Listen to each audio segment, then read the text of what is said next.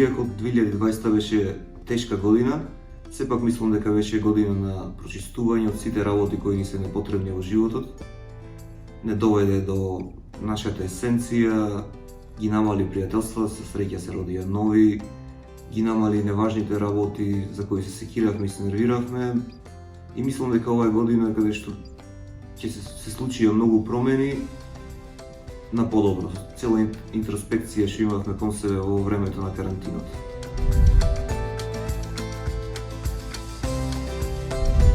Па мислам дека тоалетната хартија имаше доста голема улога, а сепак од пишан збор верувам дека луѓето почнеа повеќе да читаат, затоа што се засити од седење дома на интернет и читање на разни глупости.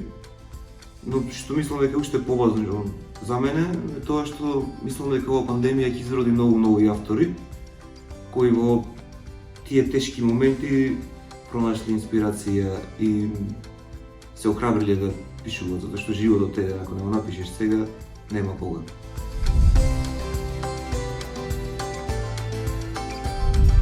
Книгата е 27 начини како да сготвиш лилјак, а да не го уништиш цело човештво.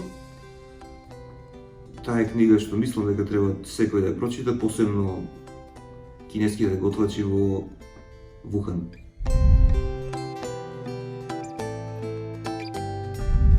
Желби немам, затоа што едноставно желбите се семе на